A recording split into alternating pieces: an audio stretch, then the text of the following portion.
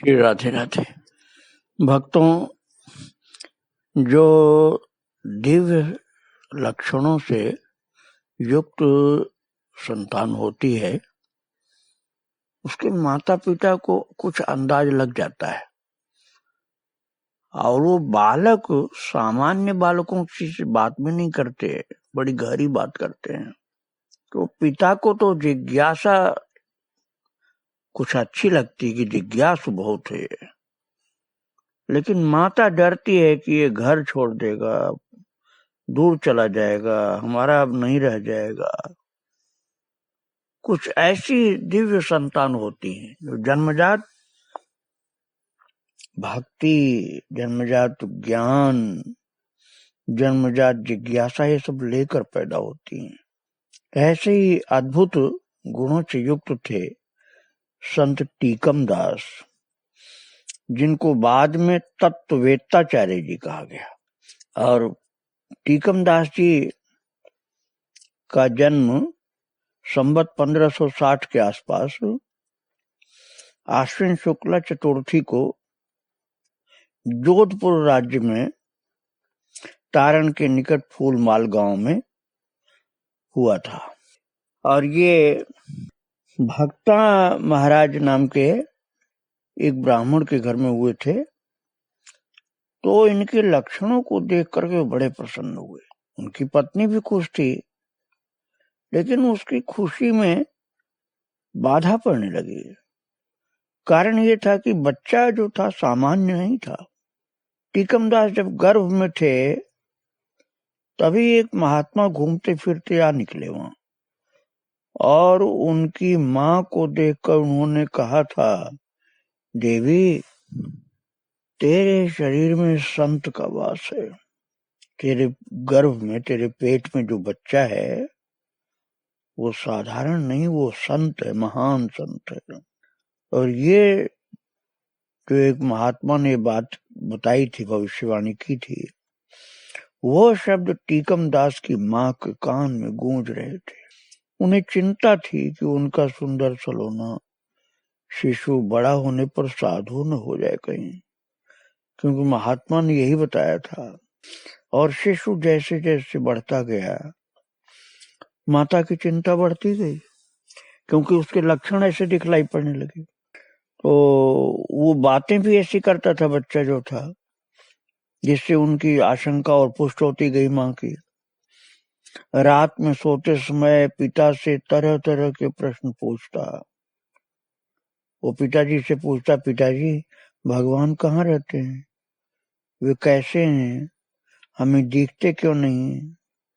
हम उन्हें बुलाते हैं तो सुनते क्यों नहीं? ऐसी बातें पिताजी से पूछता था वो। कभी कभी और कुछ बात ऐसी पूछता, पिताजी, आदमी मरता क्यों है? और फिर थोड़ी देर बाद पूछता, पिताजी, मर करके आदमी क्या भगवान के पास जाता है या और कहीं चला जाता है? फिर थोड़ी देर में पूछता, भगवान के दर्शन कैसे होते हैं पिताजी? पिताजी कहते कि बेटा, संत लोग जानते हैं। वो बोलता, अच्छा, मुझे किसी संत से मिलाओ, क्या मुझे भी भगवान के दर्शन हो सकते हैं? अब गोद का बच्चा ऐसी ऐसी बात पूछता महाराज। और पिताजी एक प्रश्न का सोच विचार के उत्तर देते हैं, तब तक उसका दूसरा प्रश्न तैयार। और बताते बताते बताते वो थक जाते, क्योंकि सोचना बहुत पड़ता था उनको। सोच सोच करके बहुत मुश्किल से उत्तर देते। उत्तर देते देते जब थक जाते तो कहते, बेटा अब सो जाओ, बेटा अब सो जाओ, रात हो गई ज्यादा। तो बेटा कहता, पिताजी, आप ही कहते हैं ना कि सब काम भगवान करते हैं, उनकी मर्जी के बिना कुछ नहीं होता, तो मुझे भगवान अभी सुला नहीं रहे हैं। तब पिताजी झुंझुला के कहते, अच्छा महात्मा, अच्छा, इतनी ज्ञान की बात इतनी छोटे से गोद में अभी हो, छोटी सी आय हो तुम्हारी, और महात्मा की तरफ बात करता। चल, महात्मा है तू। अच्छा महात्मा, भगवान सुलाए तब सो जाना, कोई बात नहीं, चुप हो जा थोड़ा। फिर बोलते, वो छोटा बच्चा बोलता, पिताजी आप चुप क्यों होते, मैं पूछता हूँ बताओ। तब कहते अच्छा भैया तुम मुझे तो सोने दे, भगवान मुझको सुला रहे हैं, तुझे नहीं सुला रहे हैं तो मुझको सुला रहे हैं। ऐसे बोल के पिताजी सो जाते। पर टीकम, वो टीकम दास बच्चा पड़ा पड़ा घंटों न जाने क्या सोचता रहता महाराज। रात को 12-12 बजे तक गोद का बच्चा सोचता रहता, 1-2 साल का बच्चा। और पिताजी फिर जब वो 3 साल का हो गया तो कभी कभी टीकम को अपने साथ खेत पर ले जाते। वो कहता हमको भी देखना है, जहां तुम जाते हो खेत पर हम भी देखने चलेंगे क्या है वहां। तो लिए गए 3 साल के बच्चे को, और खेत जोतते समय उन्हें बैल को मारते देखा। एक दिन टीकम के पिताजी बैल को मारा एक डंडे से। बस वो देख के घबरा गया, कांपने लगा, आंखों में आंसू उसके आ गए। और वो कहता पिताजी आपके सिर में दर्द होता है। अब छोटा सा बच्चा बोल रहा है पिताजी आपके सिर में दर्द होता है तब आपसे काम नहीं होता, आप विश्राम करते हैं तब। बैल के भी आज सिर में दर्द हो रहा है, तभी वो चल नहीं पा रहा है, उसे खोल करके विश्राम करने दीजिए आप। अब क्या कहें, लड़का इतना ज्ञान की बात करता था। तो पिताजी बोलते अच्छा अच्छा ठीक है, ऐसे कह के टाल लेते। पर उन्हें भी अपनी पत्नी की तरह कभी कभी टीकम के भविष्य की चिंता होने लगी कि इतने ज्ञान की बात करता है ये कहता है जैसे तुमको सिर दर्द होता है ऐसे बैल को भी सिर में दर्द होता है, इसको आराम कर लेने दो, आप भी तो आराम करते हो। सोचने लगे कहीं ये साधु तो नहीं हो जाएगा, और बार बार एक बात दिमाग में आती है। फिर उनकी पत्नी कहती जब ये पेट में था तभी एक महात्मा बोल गए थे कि बहुत बड़ा एक संत तुम्हारे गोद में कोख में पेट में पल रहा है। ये तो ऐसे ही लग रहा है कि जो महात्मा ने कहा था वही बात सच्ची है। लेकिन महाराज माता पिता टीकम को साधु होते देखें ये तो बड़ा मुश्किल था।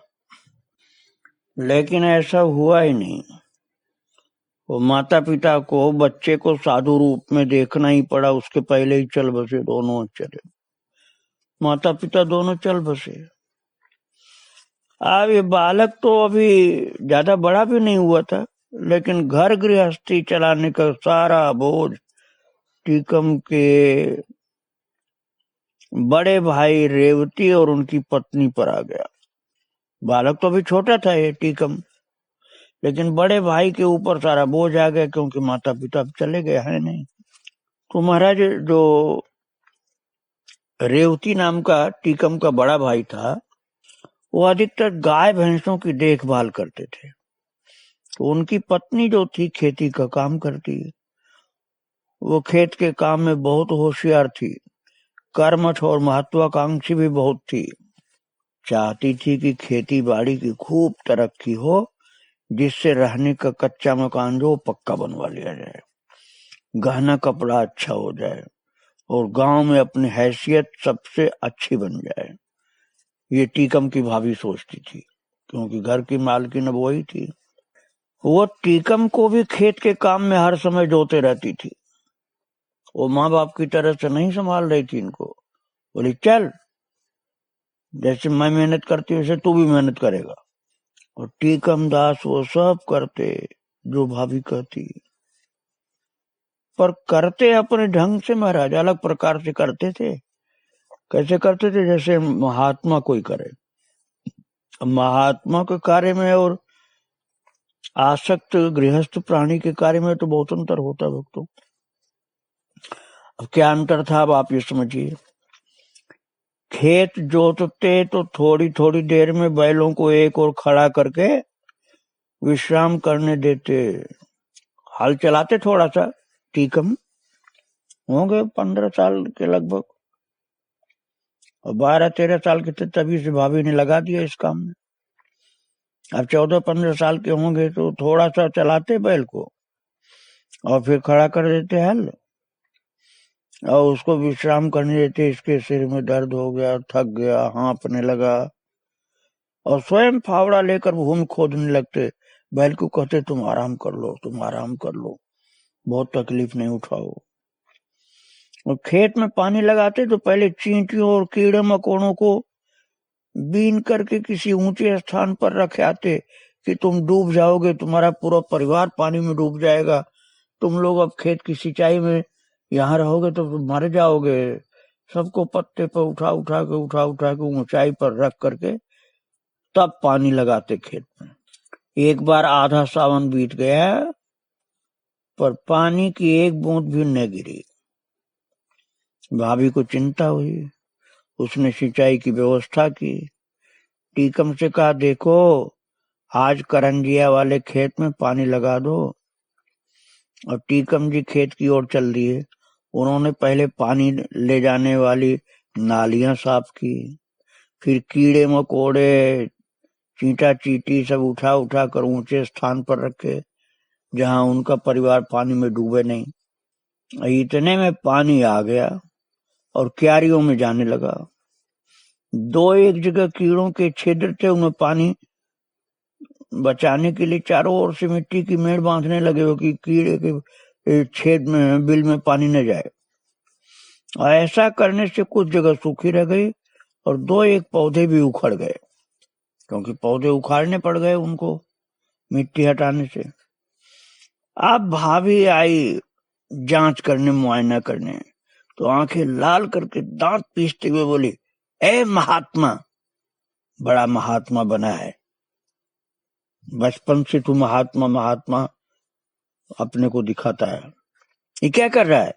सिंचाई कर रहे हो कि कीड़े मकोड़े पाल रहे हो? और कड़े शब्दों में कहा था, मैं वो बोल नहीं सकता, शुद्ध शब्द भी बोला उसने महाराज। और कीड़े मकोड़े तुम्हें खाने देंगे ऐसा भी बोल दिया। तुमको खाने को एक कीड़े मकोड़े देंगे जिनको बचा रहे हो तुम? ढोंगी कहेंगे। खाने को चाहिए मन भर और काम करने को रत्ती भर नहीं। यही सब करना है तो ढोंगी साधुओं में जाकर के मिल जाओ, मेरी छाती पर मुंह मत दलो, समझे कुछ? अब महाराज टीकम जी को ऐसा लगा कि जैसे भाभी के मुख से अमृत का निर्झट फूट पड़ा आज। और उन्होंने आदर पूर्वक उनको दंडवत किए और कहा, भाभी मैं तुम्हारी आज्ञा का पालन करूंगा। तुमने मुझे मोह निद्रा से जगा दिया, मैं माया का कीट बना हुआ था, तुमने मुझे माया जाल से निकाल कर प्रभु के चरण कमलों में शरण ग्रहण करने की प्रेरणा दे दी है। बस ऐसा बोल के बोले, मैं तो अब चला भाभी, राम राम। और बोले कि ऐसा आशीर्वाद दो कि फिर कभी इधर मुड़कर न देखूं। इतना कह करके टीकम जी चल दिए पिंजरे से छूटे पंछी की तरह से, जैसे मुक्त आकाश में उड़ते हुए।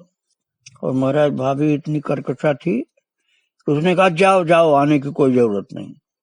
और टीकम जी नाराज होकर नहीं गए, उनके हृदय जो था आनंद से भरपूर था। भक्तों, किसी गृहासक्त प्राणी को यदि तुम घर से निकाल दो तो महाराज रो रो करके वो मर जाएगा, वो या तुमसे लड़ाई कर देगा या मुकदमा करेगा जाकर, या पुलिस के पास जाएगा। निकलेगा नहीं, निकल जाएगा तो या तो लड़ेगा या मारेगा या मरेगा।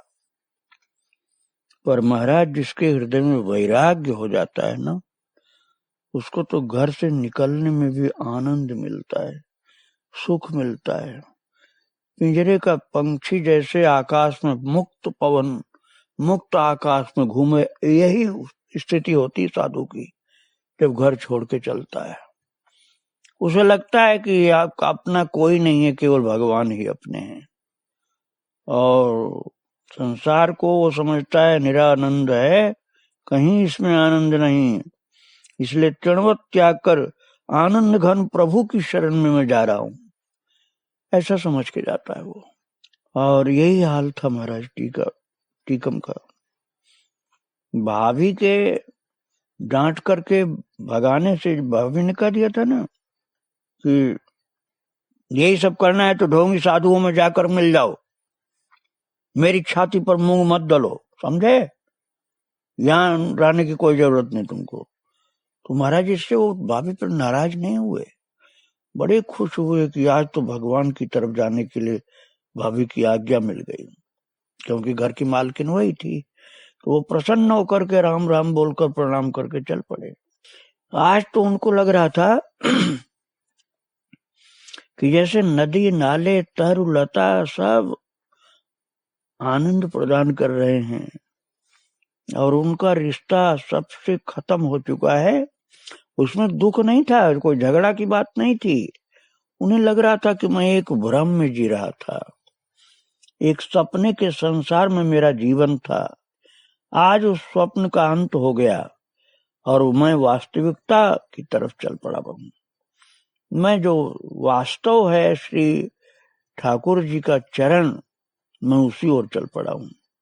तो आनंद मस्त होकर के अपने जैसे मधुर कलरव से पक्षी उड़ रहा हो आकाश में, ऐसे गुनगुनाते हुए प्रभु का नाम गाते हुए चले हुए और स्वच्छंद जगह जगह घूमते फिरते जहां तहां सत्संग करते हुए एक सन्यासी के आश्रम में जा पहुंचे।